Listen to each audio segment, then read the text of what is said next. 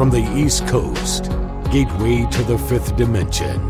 This is Interstellar Radio with Ivan Teller. Well, greetings everyone. This is Interstellar Radio. This is Saturday night. It's October 20th, 2018. Tonight we have Tuck on with us tonight. Talk about many different subject matters of interest. So, without further ado, greetings, Tuck. Greetings. Hello. Hello. Hello there. How are you? Doing well. So, start wherever you like to begin, please.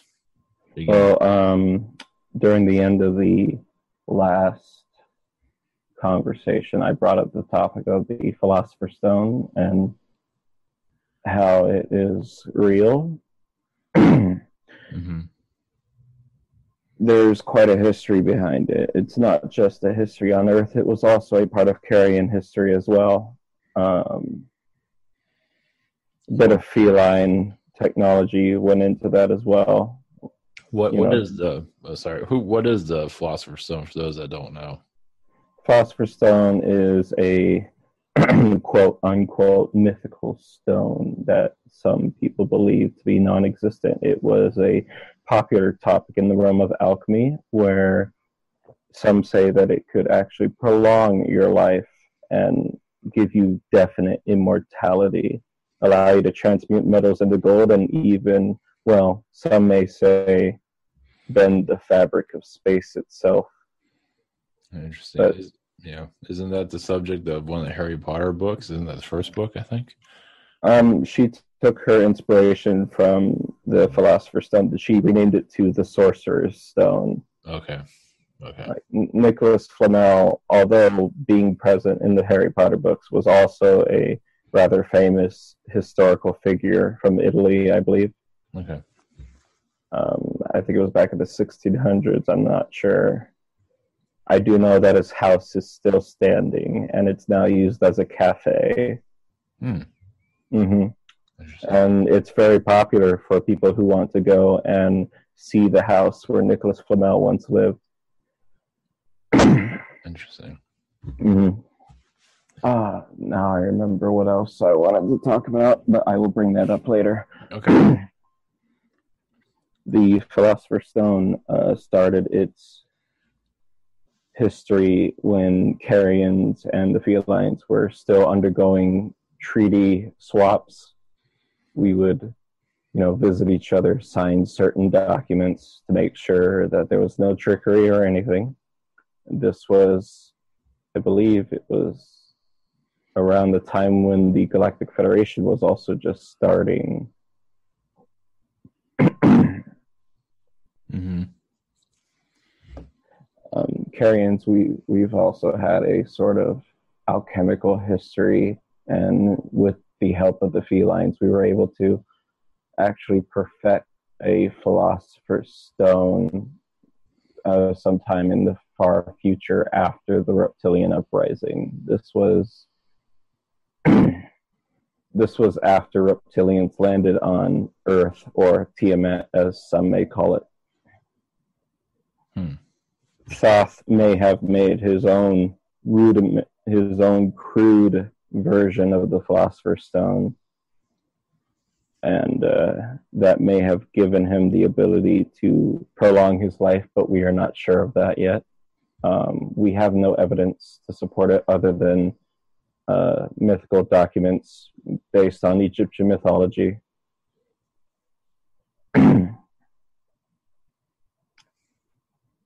The Philosopher's Stone is an item that is very capable of corrupting a person if not used properly. There is the subject matter of greed. Greed is a big factor in this, where if some people were to use the Philosopher's Stone to, transmutate lead into gold, it would eventually lead to their corruption, not intentionally, but more accidentally. Some say that the road to hell is paved with good intentions. the there are two key differences between our Philosopher's Stone and Earth's Philosopher's Stone. Earth's Philosopher's Stone was in fact created later on by the Anunnaki, and some Carians believe that this was taken from Thoth's original crude design. Basically, his version was just a dumbed down, a downgraded version of our Philosopher's Stone. It wasn't the perfect Philosopher's Stone, but it still worked. But he used ingredients that were not as refined as the ones we would use. And I will be discussing these ingredients later on. So, after a while of being on Earth, we believe that Thoth may have given this recipe of the Philosopher's Stone to the Anunnaki, but we're not sure.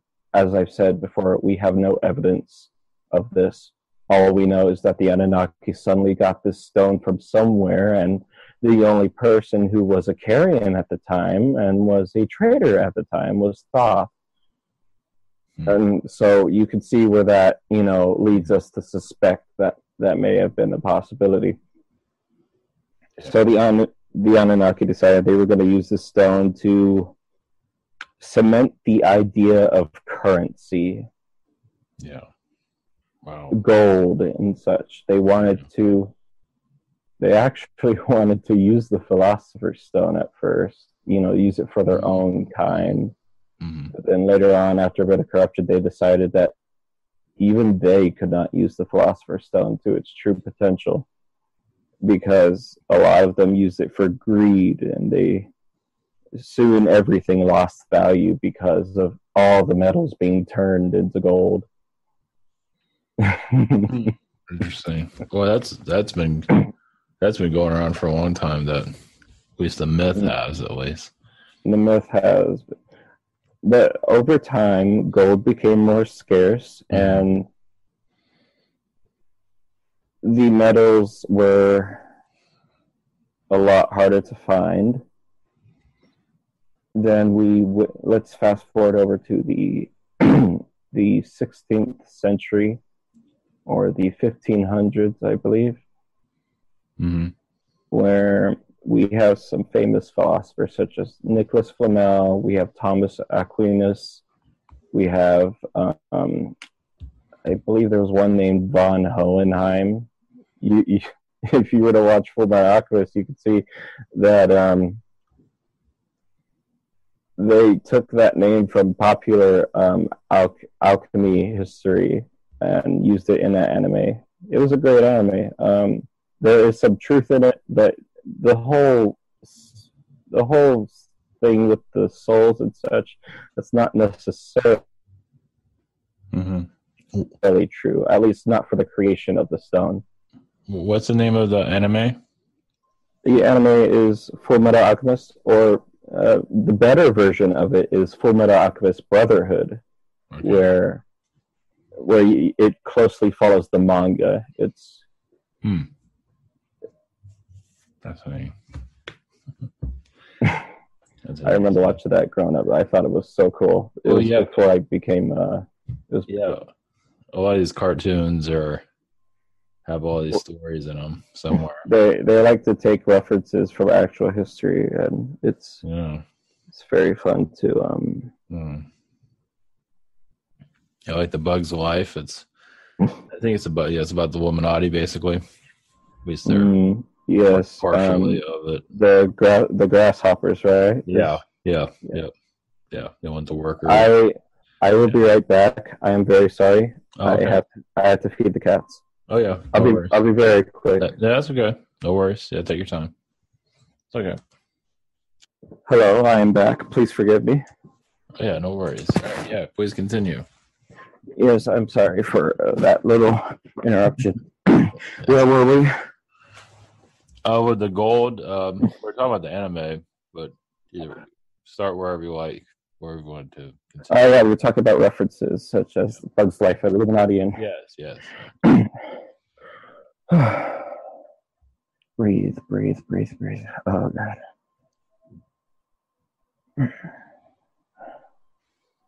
So after the Anunnaki decided to hide the stone, they decided to completely erase all known documents. Unfortunately, not all the documents were destroyed. Some humans actually had their hands on them, and there were still the teachings of Thoth in Egypt, in Egyptian mythology. Yeah. So eventually there was some inspiration taken from that, and eventually we had people like Thomas Aquinas, Hohenheim, we had, what's his name? Edward Kelly. Although some people claim he may have been a fraud, I'm not sure. Mm. And one of the more notable ones was Nicholas Flamel, who actually claimed to have created the Philosopher's Stone. What's interesting enough is that there were grave robbers who were, of course, robbing his grave. They found that there was no body inside. Mm. And that kind of leads people to suspect that the Philosopher's Stone was actually created by Nicholas Flamel, and he even left sort of instructions behind, as well as Thomas Aquinas. Though these instructions are heavily encrypted. Mm-hmm. And I know of only one person who may have actually decrypted this. I'm not sure if it's true or not. I haven't read over the whole thing, but I did find a key element in there, a key ingredient in there that is required for the creation of the Philosopher's Stone. In fact, it's the base requirement for the Philosopher's Stone. Without it, you cannot have a Philosopher's Stone. Mm-hmm. This is going to come across as shocking, disgusting, and possibly even immoral, depending on who you're asking. The main ingredient actually comes from humans. It's not a soul, no. It's, oh dear. I feel like I will lose all credibility if I even reveal this. It's up to you. The main ingredient is urine, human urine. Not the urine itself, but the acids inside the urine, the salts and the acids and the various chemicals inside the urine. Carrions, we don't actually use pure urine. We use chemicals that urine is made up of. Mm-hmm. But urine is basically the closest thing to the mixture. Mm-hmm. I do not recommend actually using urine for the Philosopher's Stone, as it is very unsanitary, and without proper refinement, you just can't create the stone. Interesting. You could even find a list of ingredients in a very popular book that has been leaked onto the internet, known as the Book of Aquarius. Mm-hmm. If you've heard of it, it was Mm-hmm. it was posted by an anonymous source, and when I read that the main ingredient was urine, I thought to myself, well, that sounds a lot like the way the Carrions make it, because it has all the acids and it has the specific chemicals inside. So are people actually trying to make this now? Oh yeah, I imagine so. Some have even gotten arrested due to bad smell, disturbing the peace, mainly due to sanitation reasons, mostly endangering other people due to smoke and certain chemicals becoming vaporized and becoming gases in the air. It's very dangerous to try to make it if you don't know what you're doing. Yeah, So Jeez. It's pretty crazy that when you think about it. It's not really the urine itself, it's the chemicals inside the urine. Mm-hmm. Basically, what you do is you basically put this thing inside of a hermetically sealed glass, and you're supposed to keep it heated at a certain temperature for extremely long periods of time, years even. But this is just because you're on Earth and you have limited technology to work with.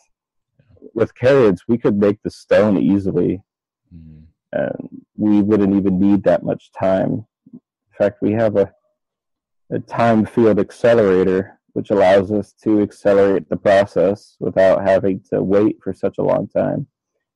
Basically, we distort the gravity inside the chamber, and it ages the thing for us. Yeah, that would definitely speed up the process. Mm-hmm.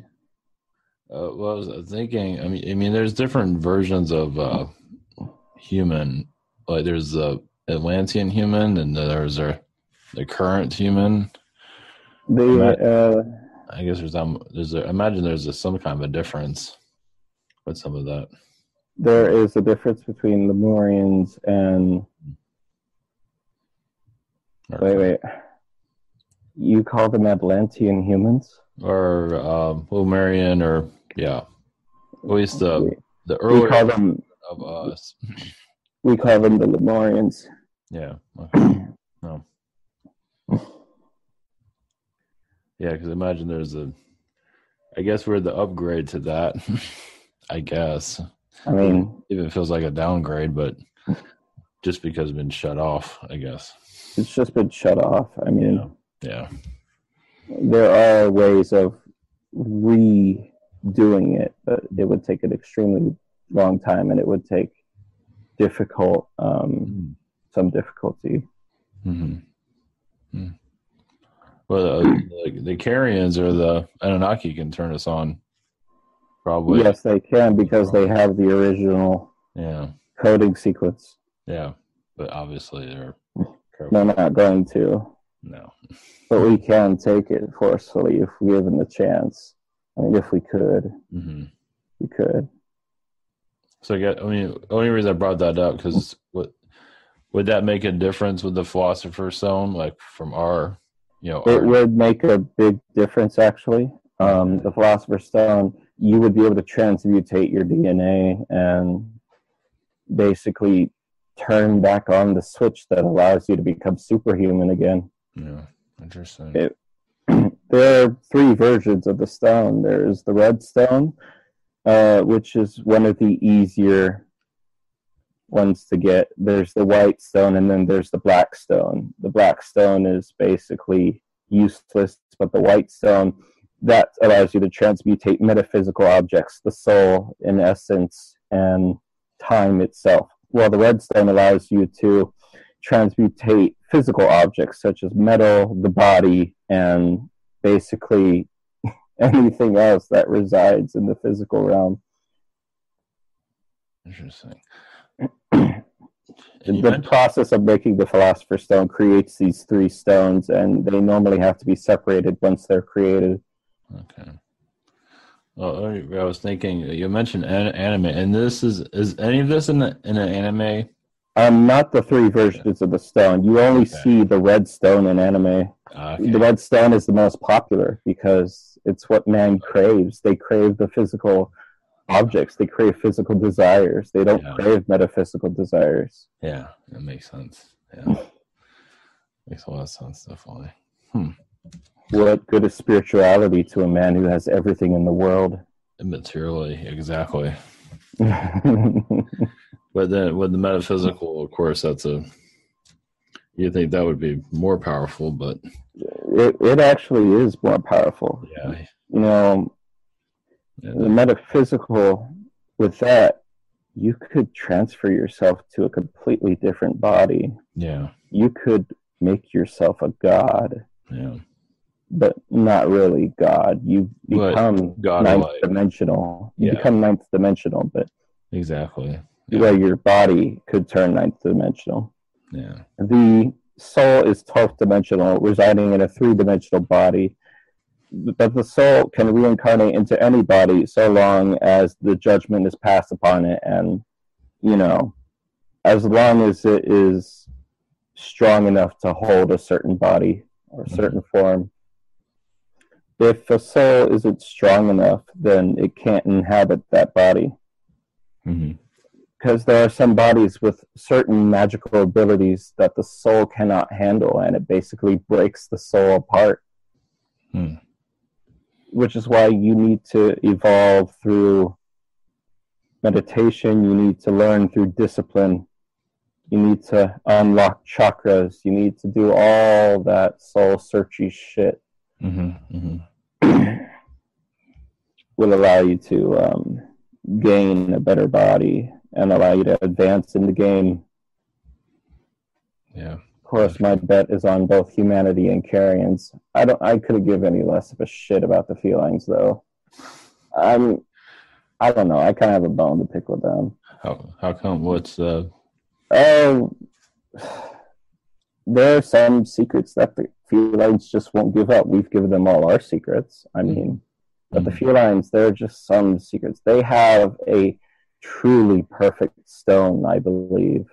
Like, there's conspiracy theories that the felines have the truest, perfected form of the stone. Carrions, they have a stone, but it is not as perfect as it should be. We can't exactly transfer our bodies, but the felines, we believe they have something because they're the ones with all the medical tech. They should be able to. Do you believe that they used this stone when they were creating, you know, the human? You know, the first ones at least. Not necessarily. You don't really need a stone in order to create a body. You just need the basic components of a body, such as carbon, carbon, hydrogen. You need water. You need a lot of water. But, yeah. Okay. Just wondering. No.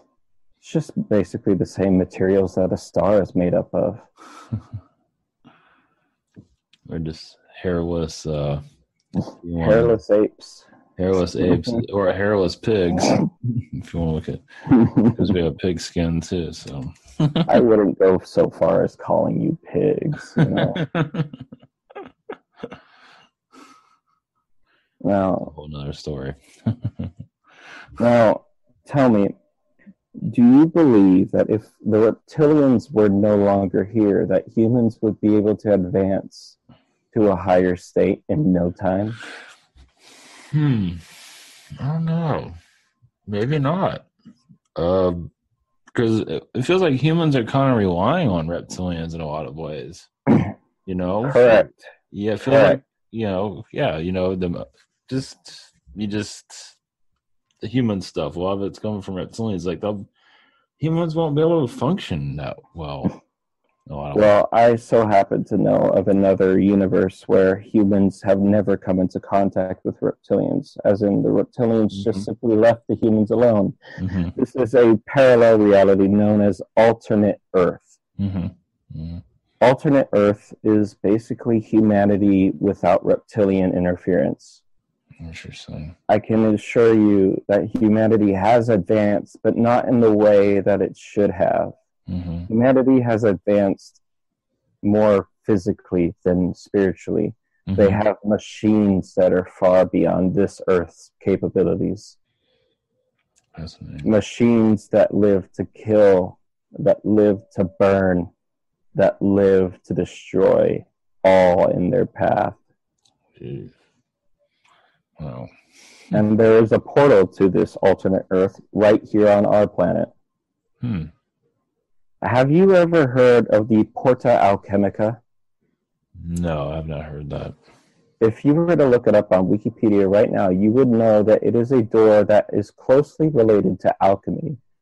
It is basically a structure that is kept under guard because of its historical significance. basically. But the legend says that a man once went through the portal and was able to gain all the secrets of alchemy. In this alternate Earth, the secrets of alchemy have been unlocked, but the humans use the red stone instead. They refuse to use the white stone because they see no value in it. And this stone, they've been able to create other beings as well that are under their control. Some we may call homunculi. They're not as powerful as the fancy ones we see in anime, but they sure are strong when you want them to be. Mm-hmm. There are many different types of homunculi based on what you need them to do. As in, you have flyers, you have swimmers, you have runners. Basically, this alternate Earth is at war with itself because of all the red stone. Nothing has value anymore. The only thing that has true value is human life, and they will take that life for themselves. Mm. Fascinating. They're trying to find us, actually. As an alternate Earth is trying to find a way to reconnect with this Earth so that they may come over and take our resources. Basically, this planet is in constant danger of alternate Earth getting their portals to work. But fortunately, the Porta Alchemica, my fucking mouth, the Porta Alchemica is no longer in use. It is broken down and it's just unoperational. There is another Porta Alchemica in alternate Earth that connects them to us, but since one of them is broken, which is ours, they can no longer come over here, which is a good thing. Yeah, they came here in the ancient times. They used to try to. I mean, reptilians would eventually be there to send them back because they didn't like what they were doing. Basically, the enemy of my enemy is my friend. As in, reptilians were sort of a friend to humanity at the time because they wanted humanity for themselves. Yeah.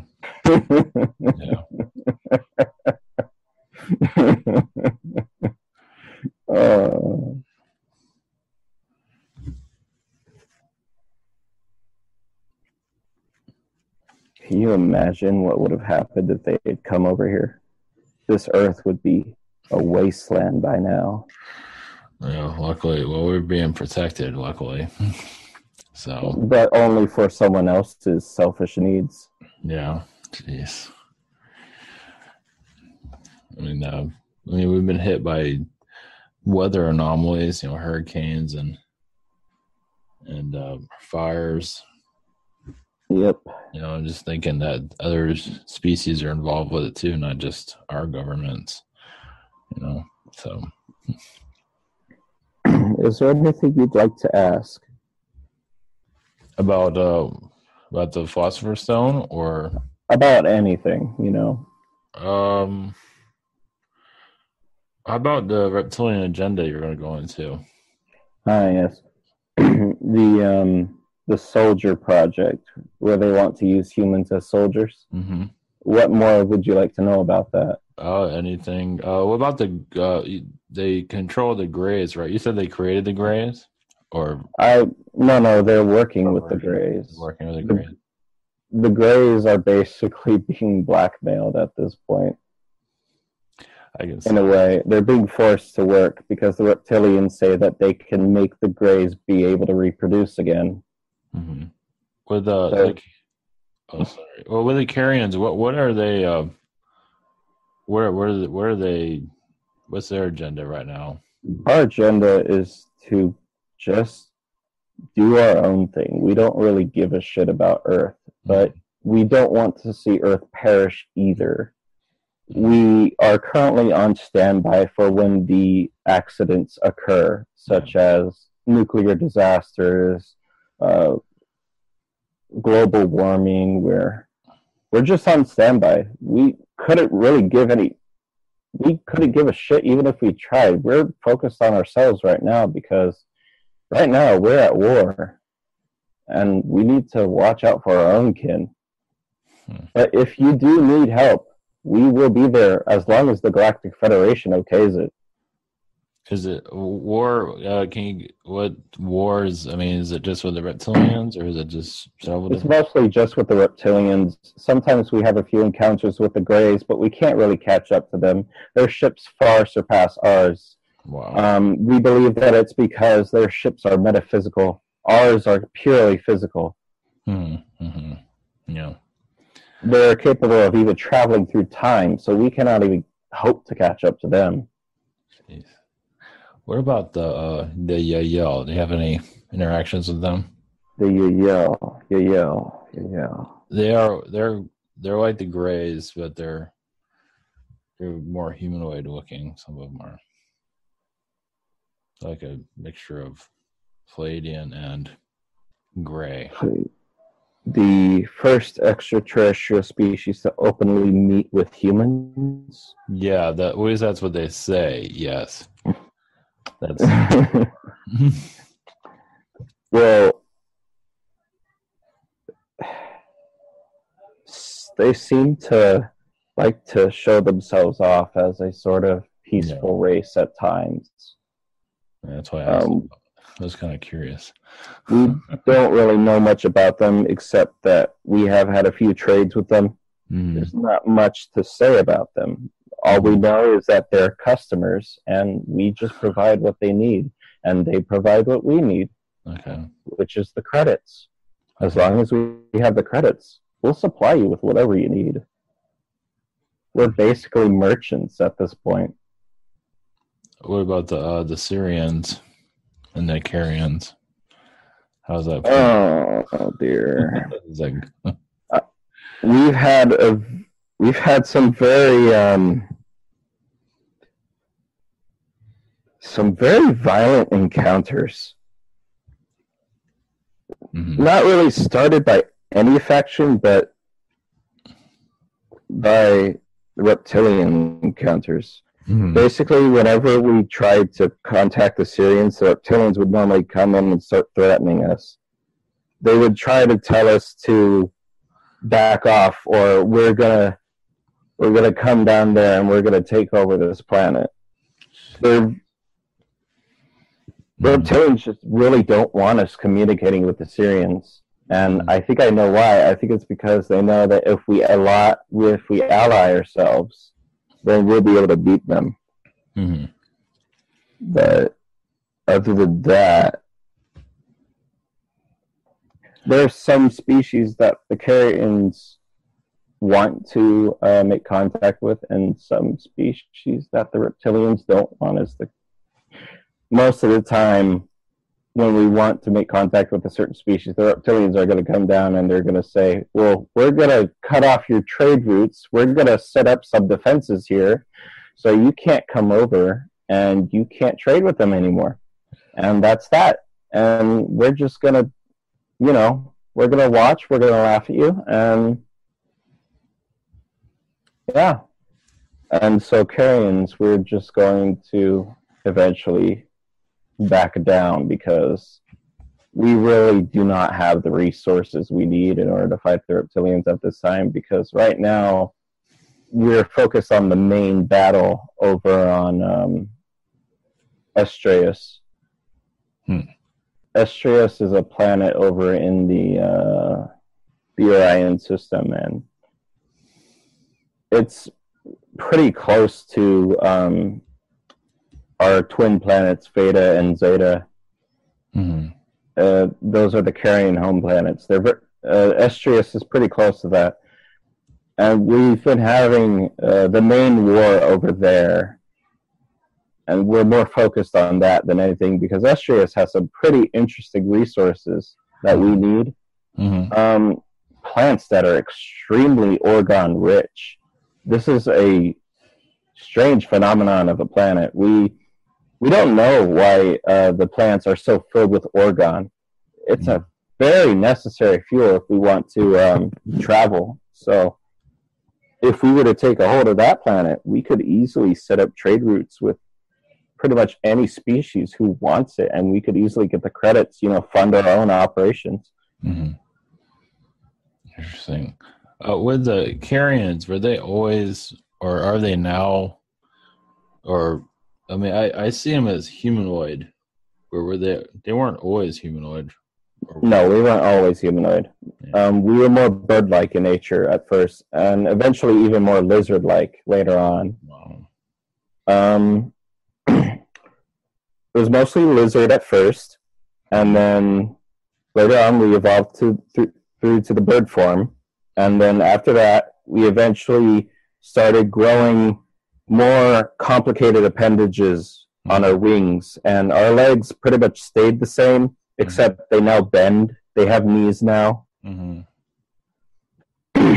And it's interesting how evolution knows just what to do when you want to get something done. Okay, I see. So now we're humanoid. Our bodies are completely covered in feathers. Depending on what subset of carrion we are, we can have different colors, you know? Yeah. Mm-hmm. A lot of them are beautiful, like simply beautiful. Very beautiful colors. Others are pure black. Others are gray, like pigeons. Mm-hmm. We got toucan-like species. We've got pigeon-like species, crow-like species. Hell, we've even got fucking chickens. Yeah, that's interesting. The chicken, I didn't realize that chickens are connected. That makes sense. Well, chickens are the closest relatives of the T-Rex. Closest relatives of the T-Rex, the lizards. In fact, birds basically came from the lizards. Yeah. And I believe this is why we as Carians decided to make the reptilians what they were, because they were a lower species than we were in terms of evolution. Mm-hmm. Unfortunately, we found out the hard way that they could be just as good as us. Yeah, or better in some areas. Yes, better in many areas, actually. They can easily change shape. We designed them for combat as well, you know. We just didn't expect them to gain self-awareness. Or they're just good at testing everybody. You know, going after their weaknesses and trying to bring them down. There are many weaknesses that the reptilians do have. In fact, they don't like light. They don't like lasers. Lasers that are in the ultraviolet spectrum. Mm-hmm. Like, you know those little fluorescent bulbs that you have that are like those little spirally fluorescent bulbs that are used to save energy? Okay, reptilians don't like that. They don't like that kind of light. They don't like the sun either. Usually they'll try to stay indoors as long as possible, which is why they like to take after the more white human appearance, because, you know, they can't really handle the sun as well as people who have more colored skin. Or a different color sun. Yeah, they can handle better. This color a different colored sun they could handle much better, but our sun, no, they really can't. And they haven't had enough of a fascinating. They haven't had enough time to adapt to this sun yet. Mm-hmm. Mostly because they keep staying indoors. They don't bother to go outside. So evolution never really gave them a need to evolve a skin that would protect them from the sun's rays. Yeah, it's funny because the reptilians, our society is so heavy, but in the animal kingdom, it's alligators, it's snakes, but you think that the presence of reptilian would be a lot heavier in the animal kingdom. Well, it would have been if the meteor hadn't hit. Yeah, that's true. They would have eventually taken dinosaur DNA and tried to use that to fix their own DNA, allow them to survive out in the sun. But nope, dinosaurs are gone. Well, they said, some people are having dinosaur sightings, so they must be in dimensions, yeah. Yeah, but if... No, the pterodactyl. Now I'm really wondering. Yeah, the pterodactyl, there's been sightings. There's been other, of course, you have the Loch Ness Monster, like you said. So I think you said that. You think they're hiding? Yeah, like Jurassic Park, they're around here somewhere. Africa seems to be. If reptilians got their hands on those. Yeah. But, of course, they need a lot of dinosaurs in order to run more tests. You can't just fix your DNA with just one dinosaur. You need more testing ability. Need more creatures to test. Yeah, interesting. Reptilian agendas, I kind of interrupted. You want to continue with that? Yeah, the reptilian agendas, they basically just want to use humans as an army to fight other creatures, other species. It's the same old story that's been in play since humanity started. They just want us to fight among each other, basically, which is working. Well, after they want us to fight among each other in order to condition us to more violence. Yeah. That way, when we kill another species, we won't feel a damn thing. Yeah, because the politics is obvious, there's one. And eventually, even without a king, a pawn will still remain. Because even if the reptilians are gone, eventually humans are just going to be so affected so far by war. Mm-hmm. Eventually, they're going to act just like reptilians in the end.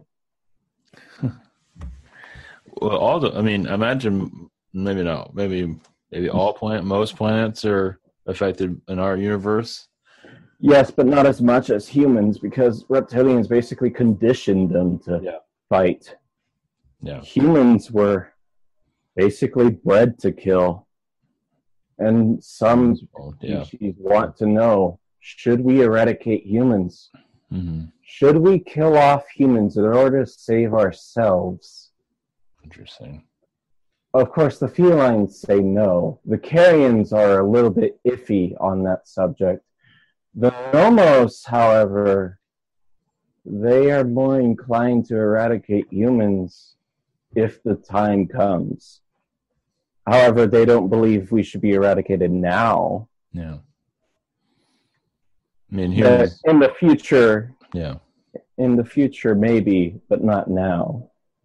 I mean, humans on our planet or humans altogether? Humans on this planet are big threats right now. Yeah. Because they're just so bloodthirsty. Yeah. Now, some of you out there may be saying, well, not all humans are like that. But answer me this. If you find yourself in a situation where you have to kill to save your own life, would you do it out of instinct? I mean, that's true. That's what cavemen did. Mm-hmm. I mean, they didn't have to kill, but most of them did in order to survive. Yeah, I agree. I mean, it's what what do you call it? Homo sapiens did to the Neanderthals and the Homo erectus species in order to survive. They killed them off. It's true. I mean, like for food, we'd be killing animals if you couldn't get it at the supermarket, we'd be doing it ourselves, basically. Yeah, but there's no supermarket, so. So, makes sense. You said the federal law? Galactic Federation law, yes. That's true, yeah. Do you want to go into that a little bit? Oh, yeah, definitely. See, the Galactic Federation... My tongue. Fucking tongue. The Galactic Federation... The I can't say it either. The Galactic Federation... usually doesn't want to help humanity. But most of the species are pushing towards helping humanity because there's still a chance. Because they still think there's hope or there's potential. But Galactic Federation, if they were to be left to their own devices without any input from other species, Galactic Federation would have just blown up the planet already. Jeez.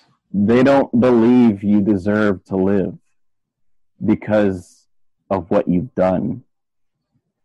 even though reptilians may have conditioned you this way, they don't believe you deserve to live because you were brought into this game unwillingly through genetic creation, through genetic modification.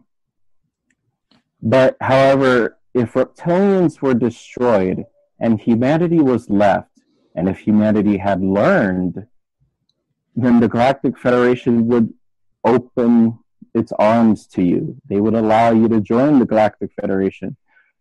They would be skeptical at first. They might not give you a seat of power at first at the table, but eventually, after a while, they would, depending on how your behavior is. This Galactic Federation, who are the Galactic Federation? The Galactic Federation is made up of 12 races. There are the Carians, the Nomos, the Omos, the Felines, and some other bullshit that I cannot remember because I did not pay attention in history class. Oh yeah, there were the Gek too. Those are like a primitive slime-based species. Is this the same as the Galactic Federation of Light, or is this a different? No, they're a completely different Galactic Federation. Galactic Federation of Light is basically a knockoff. Yeah. The Galactic Federation, I believe, came to being when Carians and Felines were first starting to trade their technology. It was at this time when many species believed that they should, join together and create a more civilized universe. It's kind of like when the Americans met the Native Americans, but without all the bloodshed. Yeah. We're still, I guess we're seen as still a primitive race. Oh, yeah. But a lot of species, don't get me wrong, even though the Galactic Federation sees the humans as a threat, a lot of other species still see humans as, a race with potential because of how sometimes they'll go against what reptilians want. Excellent. Is there you said there was something else you wanted to go into, but you didn't say. That was the Porta Alchemica that I wanted to talk about. Okay. I already talked about that. Okay. Awesome. With the Federation, so is there, with the felines, they don't seem to be that, I mean, I know their presence is here, but it doesn't seem like, they're kind of like the Carians, they're kind of, stay away. Yeah, feels that way. Well, don't get me wrong, the felines are a great race, but just like the Carians, they're pretty much no good when it comes to helping out others. The felines also have to look after their own as well. Yeah, of course. In fact, there's a lot of disease across the universe, and felines are more focused on that. They can't just focus on one species. I'm sorry, but you guys are not the center of attention right now. Some people believe that the world revolves around them. Well, we don't think the universe revolves around you. Around Earth, yeah, exactly. There are messages I hear like that. Oh, yeah, we all pay attention to Earth. Okay. It's like, no, really, if you guys really do need help, we will be there. We will be there, actually. Like, we have to be, and we want to be. Galactic Federation, although it doesn't like humans right now, it still stands by its laws, and it will carry them out in case there's a disaster. They will order all species in order to come in and help humanity as soon as global warming heats up and as soon as nuclear disaster happens. So it's called I believe it's called the preservation law, where if a species goes down below a certain percent, we have to do something and preserve that race. It's kind of like humans and preservation laws with near extinct animals. Oh, interesting. Yeah, because I mean, they're basically letting us figure this out ourselves. I mean, we're getting assistance, but You're getting assistance, but we got to it's not figure that it out. much. You got to figure this shit out on your own. Yeah, I'm sorry. Makes sense. It's like an older brother trying to, teach a younger brother to ride a bike. How sometimes the older brother will let go while the younger brother's riding his bike, and the younger brother will find out he's been riding the bike on his own all along. Mm-hmm. Yeah. Yeah, it's like that. Oh, well, the aliens, the ships that are sightings, are those any of those carrions? Yeah, the triangle ones. Mm-hmm. Those are scout ships. Mm-hmm. And we use these to measure stuff. Sometimes we'll point out a laser. I know that some of you may see the triangle ships point out a small laser on the ground, but that's because we're measuring distance, and we're measuring, the speed of the Earth at the time. Mm-hmm. Sometimes the Earth's speed will decelerate and accelerate based on certain gravitational pulls of other planets, and we like to keep studying that. We're very analytical. And we also like to check on the Earth's core every once in a while, because your core is not necessarily liquid. Some of it is solid. Mm-hmm. It has more of the composition of the moon. Mm-hmm. And there's a lot of nice resources down there, although we can't really get them ourselves. The long ships, the cigar-shaped ones, those are also carrions.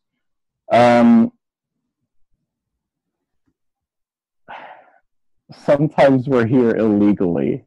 We can't be seen by Galactic Federation, so if a human sees us, it's time to yeet on out of here. Time to get out of here. That's pretty funny. Which is why whenever you start seeing us, we have to, get out. We leave as soon as you see us.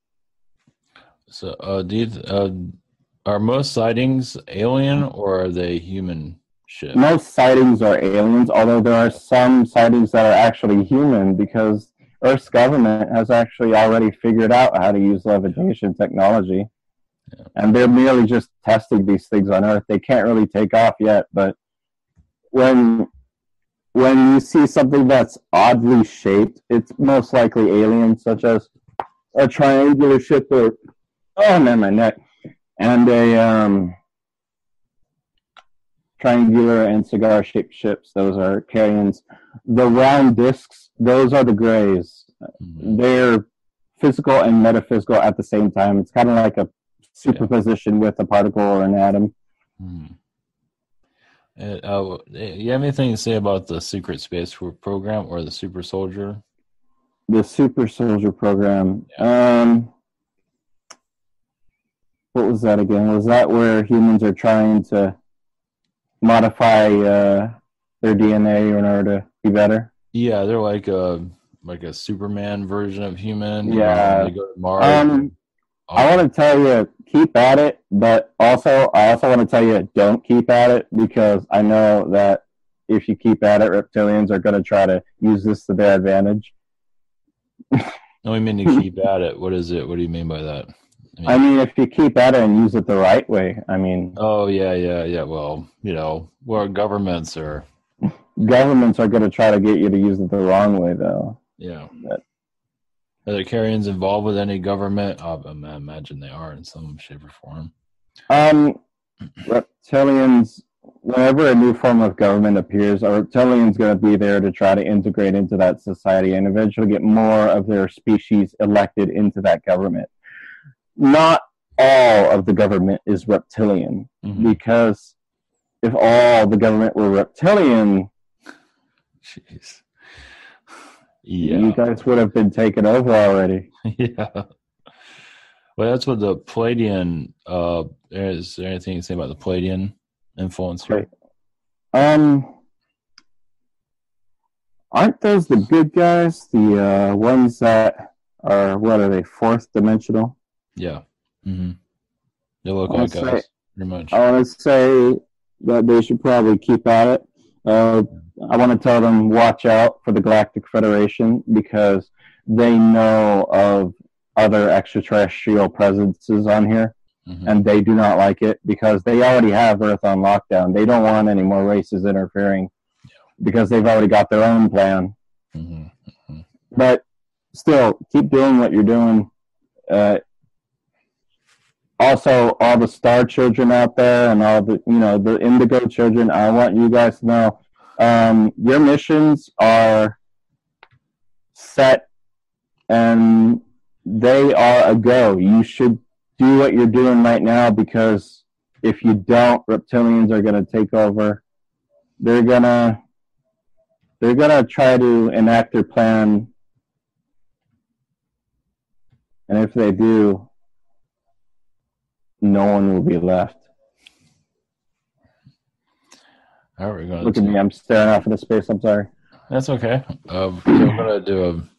We're gonna wrap up our conversation. You have anything you'd like to say at the end, or anything? I'd like to say thank you for all of you who have been watching this. I want you to just keep doing what you're doing. You're doing great. Carrions, some of us are rooting for you. Others, not so much, but just focus on the ones who are rooting for you. Stay positive. Yeah, if you're okay, if you'd like to be on again. Oh yeah, I'd love to be on again if you want. Yeah, sure. Is there if you want to give anyone a sneak preview of next time, or it's next time I would like to focus more on other dimensions and other planes of reality, if that's all right with you. Yeah, sounds great. Yeah. Give you a sneak peek in a. Okay. All right. Thank you for being on again. Oh yeah, and it was beautiful being on here again. Yeah. I'm very sorry for having to leave during the middle of the. Oh, no worries. It's okay. It's just fine. Yeah. Let me do an exit for the show. All right. Thank you, everyone, for tuning in. And for next week, we have Gina on, I believe, for next week's show. So, all right, this is Interstellar Radio. Much love, everyone.